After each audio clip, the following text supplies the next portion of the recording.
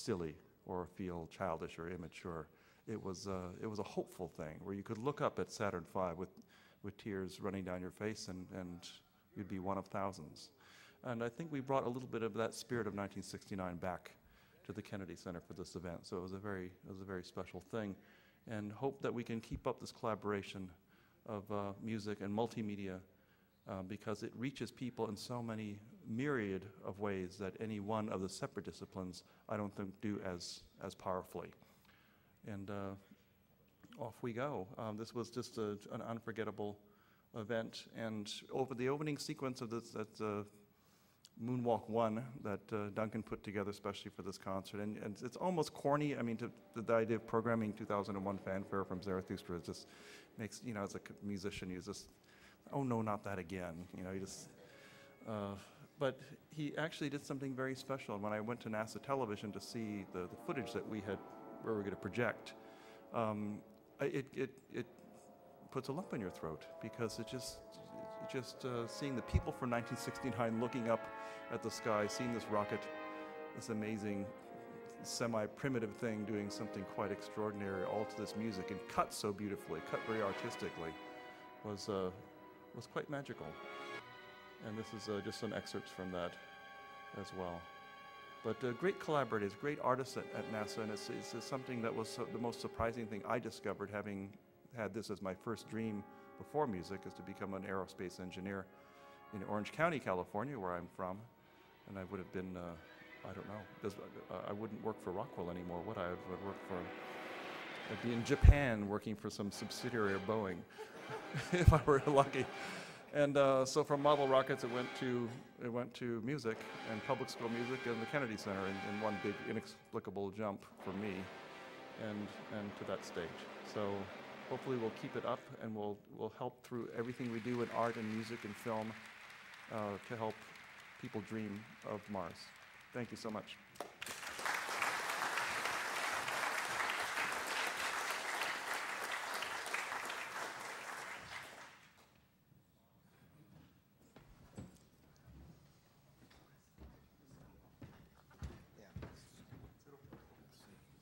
See if we can't stop that.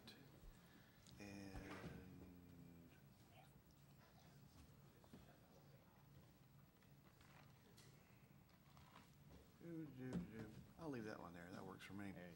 I'm going to speak very briefly. I appreciate all of my colleagues here. The art that you have shown is truly inspiring. I come at it from a slightly different perspective. I grew up as a child of the 60s in Central Florida. At that time, you couldn't help but be touched by the space program and by the wonderful missions that were going on. One of my lasting impressions as a child, 9 years old, is standing outside in Lakeland, in Winter Haven, Florida, 120 miles away from the Cape, feeling the Saturn V lift off before you saw it. It shook the whole state. Those rockets were amazing, and it left such an indelible mark in my psyche. And I've been surfing on Cocoa Beach before when the shuttle launches take place. And most people don't realize that Patrick's Air Force Base launches 4 fighters to follow the space shuttles up, and you don't see them until they go over your head when you're surfing. And that's quite an experience. So I've grown up and been in the space industry all of my life, being from Central Florida. I grew up as a trained artist. I've been painting since I was in 3rd grade. But shortly after high school and college, I was led into commercial art. I became a graphic designer, became an art director, and 20 years ago became a creative director working in print media. And being a creative director, you have the unique opportunity to meld and form words along with images. And yeah, we do it in the dirty business to sell things, but that's what all of this is about anyway. If we don't sell the message to the masses, then the masses don't get the picture. And whether it's car parts or lumber or going to Mars, it's all selling. It's all getting your point across using whatever media is available. I was offered the opportunity last November to go with Artemis and Chris for a maintenance mission out to MDRS. I got to install a toilet. It was a lot of fun. But one of the main things I wanted to go out there for was I knew that with my eye and my trusty Nikon, I'd been working with Chris and the Mars Society for about a year at that point in time, and I'd bank of images that I could use to sell the Mars Society to the general population with. And if you see the piece of art that's out in the lobby when you first walk in, the poster of the ad we did that was the next giant leap, we shot that the last day we were out there. A TV crew had come in to do some photography, and the actor wanted to be in the suit, so he got in the suit, and he's walking out there, and he's doing the pointing to Mars thing. And I'm shooting the heck out of this because I'm thinking, I can use this image. I can use this image to sell.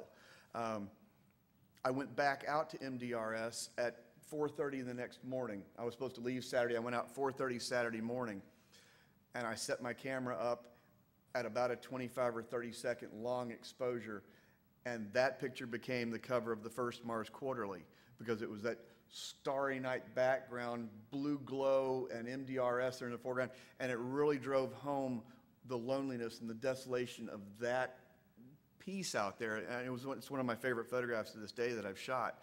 I appreciate the work that Mr. Carroll did that I dirtied up several times on the brochure, on the cover, on various ads.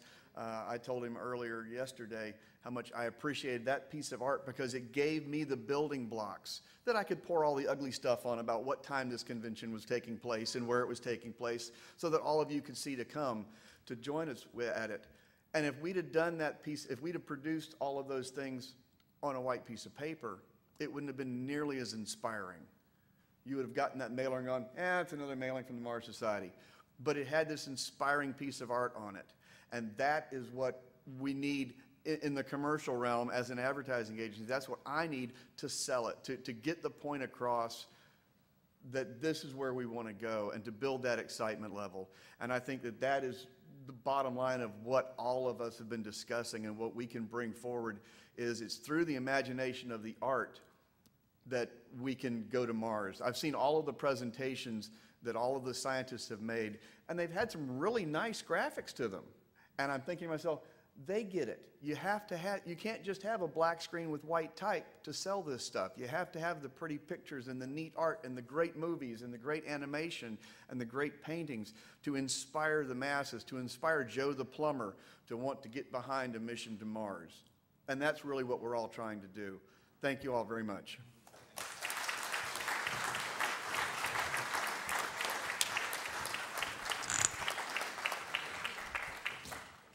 This is really a Renaissance panel. The talent here is humbling. I have been inspired to ask all kinds of questions, but instead I would rather open it to the floor. We have time for about 3 questions, and I'd like for you to have the opportunity to ask those. We need to end up at about 3. So. Yes, sir. I'd like to know if that commemorative show about the moon landing is available on the net. Can we see that? I wish it were. There's a little clip on YouTube. We had NASA television tape, I think they could tape 3 minutes because of my union. I'm afraid. That's why you don't see classical orchestras on television like you used to, or classical anything. If you look up symphony on YouTube, you wind up with the first 5 hits are like a rock band called Symphony. But you can see part of this on NASA television, and you can see part of it on YouTube if you put there's a NASA channel. National Symphony Orchestra?